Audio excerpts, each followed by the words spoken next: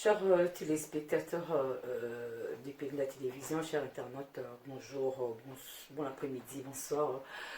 Ça dépend de l'heure où nous beaucoup de l'émission au Santabo. Voilà, c'est nous rappeler la mère, non, votre cher parent.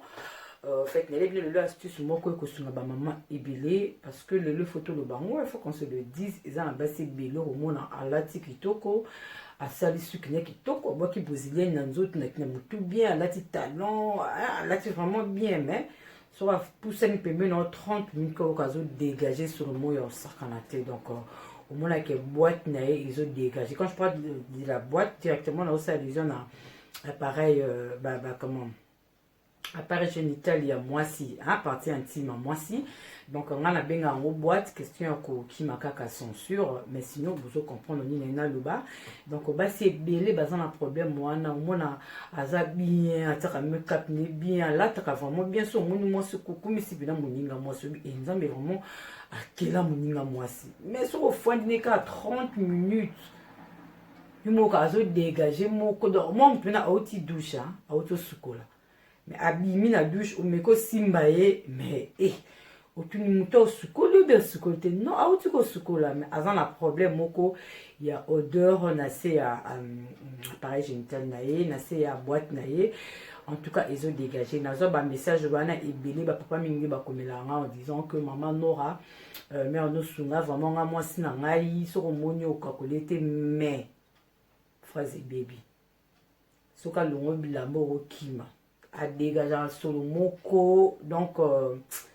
na mon ami tout narration donc avec mon toto sukola mais bimi douche aussi o ka be solo soko kati ba c'est belé bazan un problème wana monsieur bakenela en hôpital et bakena pas ba gynécologue moi na lelo et sali le bétiki le c'est le bétiki ben le na le astuce moko moi la mère astuce moko na le ko sungo makasi ou le betara mutu na cuisine en kaka solution solution en cuisine yo no yeba ati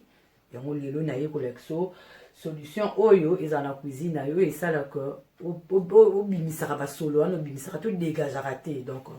moi c'est mususu na mina tongo ti to comme 12 heures soka ati mai na nzoto na bo moi cité bo fanda publicité ou ka ndenga ba no déjà quelque chose grave ezala sozo dégager bon mususu ba yeba ati ke o dégager muso yeba te que donc fait yemo déjà message na solongo ayebi te ke bimisa solo muso peut d'abord le ba na ye mais monika ya mo talikanga na danger kana za bien beauté zanga te donc c'est que oh ils a barrière ngo ba te ke mutaza salité non le bité que oza salité ngo solo zo bimbo non ils a ka que ozo sukola ngo bien te et bene bebo sukola ngo te ozo sukola ngo bien te donc je crois la vidéo musu sukola na la no ndenge ni vraiment il faut que ce la boîte na yo comment que ce la boîte no comme ma 5 sona na 12 pour ce la boîte ya moté lexique et boîte était lunai ko ou mena na kati ya douche ngolo ba ingolo ba teke hôtel si boîte non boîte eza na ndenge ba sukola rango o que en tout cas dans l'exabino dans l'exabino le na il vraiment ya ngote le na ko l'exabino astuce moko pona kolongola solo na nzoto na biso basie bon dor wana sala biso na nzoto na biso mona soko sulu ko se soulager tant ozo suba boye mona solo zo bimo ka yo monzo yo ka solo na c'est vraiment zo bimisa solo donc on a eu astuce moko ko sungo makasi ils ont la cherté au lieu que na ba pharmacie bitara tout ils ont en cuisine donc ils ont moins cher donc solo no bandika cure en haut yo mo le bac au bien on va mère non en tout cas batsika yo en tout cas oumela pour astuce na mekango papa penda le bike na iba film sous bataka ba deo na os ezamabe mutakota deo na c'est tellement zo dégager pour na yaka so raté deo na dans la boîte nende excusez-moi so raté deo na boîte nende et couper sur odeur malam or ozo baby sande plutôt boîte des années sensible ba dehors les a déjà makasi donc et koki ku tu donne assez bataka mo ku tu dehors te bataka ni parfum na c'est mais na bi ba de comme so bataka ba parfum na c'est pour na kokimi sa bordeaux et là comme là dans so l'exabino astuce e ko sunga yo o bo sa nde o tira dehors no bataka ba infection na kati ya boîte no sans que yeba astuce a bien en haut de collection ça vraiment facile en tout cas facile e ko sunga o vraiment makasi toza na besoin ya toza plutôt na besoin clou de girofle bato mosusu bayeba yango te. Clou de girofle yango eza na bawenze nyonso ezali partout, eza nango na basupermarché ezali clou de girofle yango oyo. Yango je crois bozomona yango oyo clou de girofle yango oyo etekama nango partout, balambelaka yango to episaka nango mpe baviande so olingo tumba mbisi to episaka nango mpe bambisi to episaka nango mpe viande. Sikoyo eza bien mpona kolongola odeur na kati ya baboite na biso bato badegageaka fort wana. Ata mpo odegageaka no te, mais de temps en temps so ozosalela astuce oyo naolakisa bino omona esungo bomona ko ozalaka ya pepele ata komiti 12 heures osukoli te omiyoka kaka pepele na se oyoka teke mosola ngai nai oyoka ngo te yo mo sentir vraiment que ça pepele. Donc tout ça na clou de girofle yango. Donc yango ils ont déjà au caboué. Vous en avez besoin de citron. Vous avez plutôt la biche en a été pour nos 4 citron hein. Donc pour nos 4 citron vous avez un couteau et puis vous en avez besoin quand il y a maille.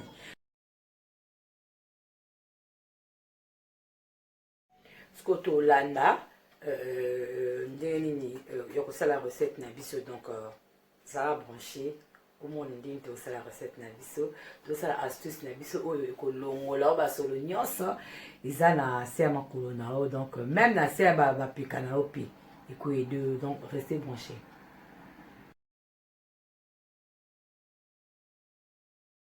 Voilà chers internautes, tous en a besoin ya clou de girofle yango yo azolakisa bino yango bato mpe batina bayeba yango te. Yango oyo de girofle je crois yango bozomona yango oyo de girofle yango oyo eza épice moko etekamaka nango partout na bawenze na basupermarché etekamaka. Donc yango je crois naokamela yango mpe photo naotiela bino yango wana bomona yango oyo eza partout. Eza épice moko toassaisonnelaka yango bambisi toassaisonnelaka yango baviande. Donc voilà yango wana clou de girofle yango nde tokosalela. Puis tu as besoin de citron. Citron na biso yango kuna kabolaki yango 2. Tu as besoin de citron. Donc tu as besoin de maille. Donc maille na biso fait la maille à moto donc maille à moto tu as la tiède. So tu sais na boulon na maille toki ce que tika yango ekita moto. Donc c'est comme tiède nde okosalela. Donc là déjà kutu bamekaki kotia yango mpo déjà ebimisaka couleur nango. Donc yango oyo bato bozotala. Donc yango oyo natiaki déjà clou de girofle na ngai natiaki mpe déjà na maille. Maintenant natie citron te mpo déjà ebimisa couleur nango parce que ezwaka mwa temps otie boye nabakisi clou de girofle na kati ya maille. Après nazwi citron na nga efini na kati nga nasali na petite quantité question relaxer bino kaka comment koshima kwa ndenge esengeli kosala. Mais sinon so ozosala yango fosala yango na bassine na douche oyo osukolelaka nzoto otia yango otie na bassine nde tobanda kotia permanganate na bosani te kampi wana nde tobanda kofandela yango. Donc oyo mpe eza ndenge moko ozwi bassine na yo avant que totia na bassine omélange yango ata na bassin moko normal na cuisine na yo parce que eza nango poison te eza épice tolambelaka. Ozwi ba bassin ya cuisine otie clou de girofle na yo otie mayi otie citron na kati otiki yango ofiniki yango otiki yango okosi yango ata na pokwa boye na butu osali yango otiki yango elala mpo soki elali ebimisaka couleur. Donc en fait mayi echangeaka couleur sikoyo bomona eza couleur ezochange malembe parce que mosusu natiaki déjà avant couleur ezochange malembe ekochanger couleur nyonso. En tout cas nakotiela bino ntina suka ndenge ekochanger couleur bomona ndenge nini ekomaka na suka. Donc ekomaka vraiment entre jaune mais vraiment changera couleur parce que ba saveur tout ya l'autre là ya clou de girofle ebimaka mayi ebenda yango nyonso itikala na kati ya mayi. Donc otie citron na yo moko ya mobimaka natie kaka ndambu eza kaka kolakisa bino schéma. Donc otie citron na yo voilà otiki yango boye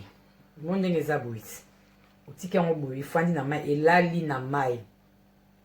tina tongo na ntongo bomona mayi oyo ekochange couleur eza sous couleur bomona clair te et comme à couleur il y a clou de girofle oui comme chocolat mais vraiment il change de couleur parce que mai wana il change de couleur wana et ça mai yo okosubanda ko sukoler là boîte na yo normalement que ça non facile na tongo sukoli nzoto ni kinjoto de ezala kaka ok na système na partie intime na boîte na yo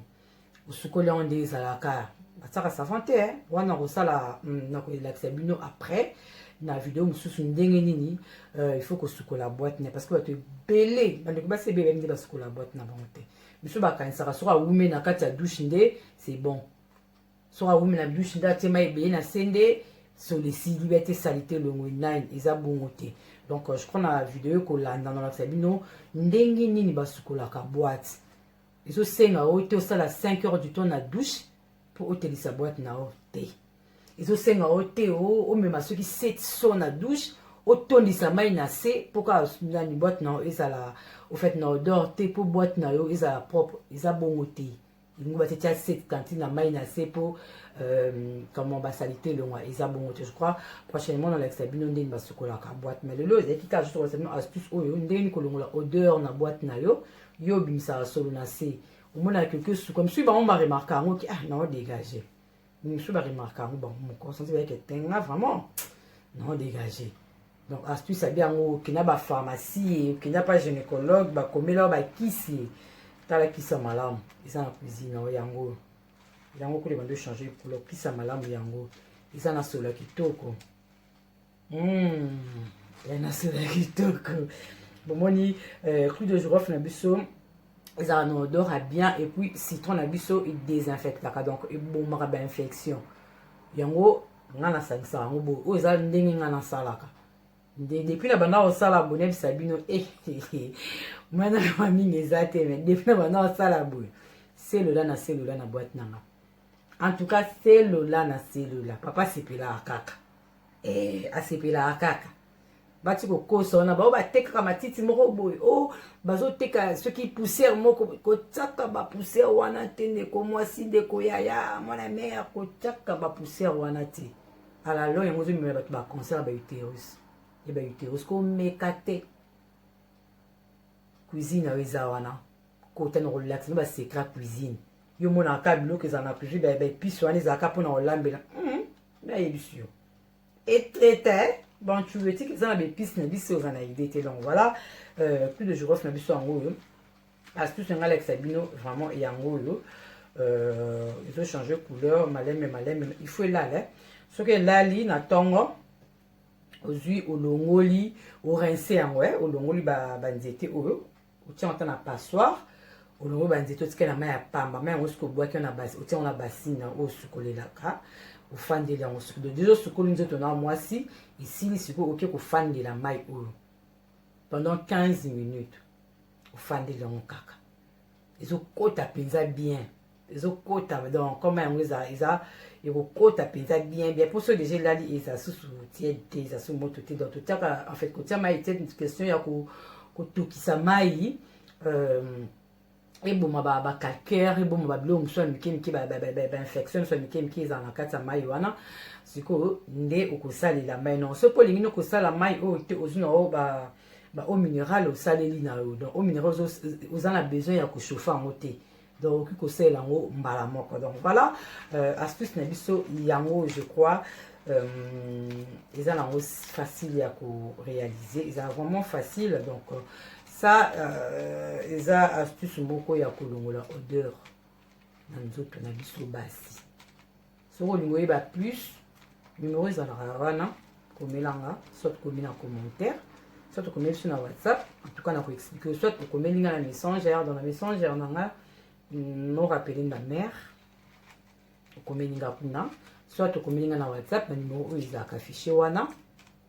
soit okomeli biso na commentaire émission soki olingi oyeba na détail na kati parce que là